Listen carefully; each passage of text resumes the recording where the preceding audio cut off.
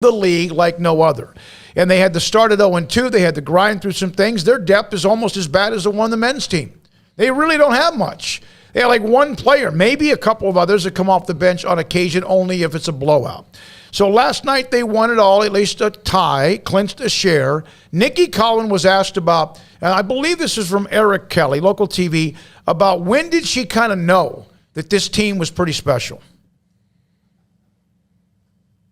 Hey, Coach, you talked about it a little bit tonight, and I remember at earlier press conference when you were off to that 0-2 Do we have the other and one? how much does the Big 12 title mean to you? What did it mean to the kids in the locker room after the game? It's the expectation here. It's the expectation. And, the pressure was on. We were picked to win it. We were 0-2, and everyone was counting us out, and we were vulnerable. And, I think it's more about our resiliency. It's about putting ourselves in this position to compete in this game, and then not just compete in this game, but to own it, to really own it on both sides of the ball. We proved tonight that we were the better team. Now, we're going to have to keep proving it. It doesn't mean that we think like every time we play them. But I encouraged them. I said, I just firmly believe we take the approach that we're better at every position than they are.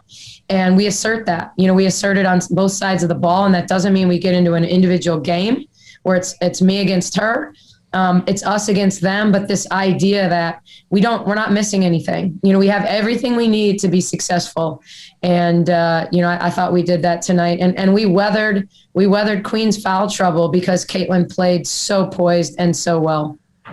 All right, so that's Nicki Collen on winning the Big 12 championship, a share of it. They can win it outright, of course, a couple of different things if they win their last game against Texas Tech. And then, as we know, as she said this to us a couple of weeks ago when she was on the show, and she said in a couple of post games about some of what has been said, social media and other things. Fire Nicki Collen was on our site. Someone put that up.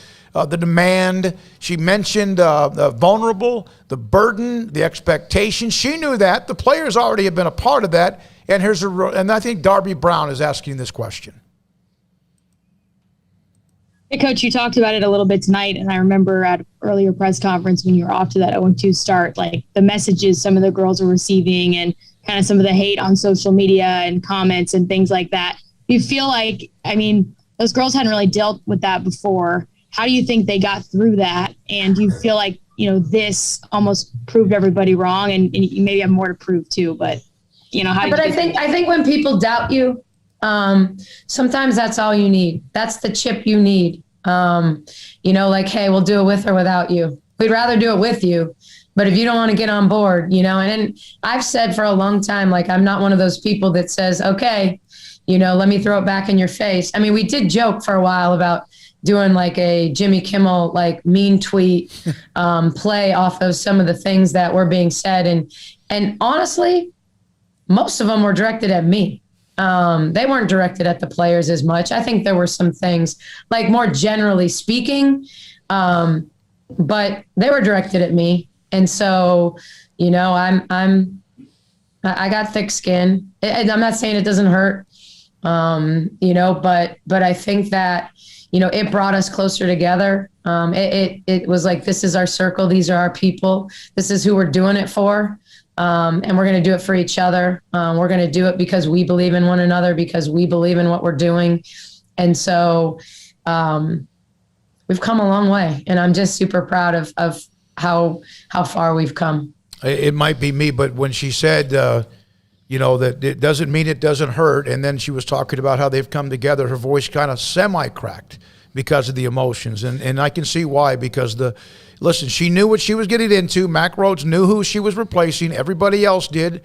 Sometimes the fan base, like they were with Art Briles, split right down the middle, if not even more towards, my God, you're letting Kim Mulkey walk out the door. That's not the story tonight or today. The story is Baylor found a way to come back and win the conference title, which they've owned now for over a decade. And Nicki Collen led the way. For anybody watching and wondering why she looked like she just got out of the shower, they had a water celebration, the little clip of it. She walked into the locker room, and they all, emptied their water bottles and partied and had fun after the win. So that's why she had a little bit of a bath before the press conference. But yeah, I'm happy for her. I'm happy for the girls to to in the case of an Alyssa Smith, make it 4 for 4, you know, and probably thought maybe earlier in the year, or maybe right after the Mulkey news broke, like they wouldn't have that opportunity maybe, or maybe there was at least a seed of doubt of, you know, just with Mulkey, it was automatic. Like if they didn't win, that was the story. The story wasn't even when they won it. It was if they didn't win it. They didn't win a game. Yeah. So like that was a big change. But yeah, I'm just happy for them. That's a great deal. All right. When we come back, John McClain, he's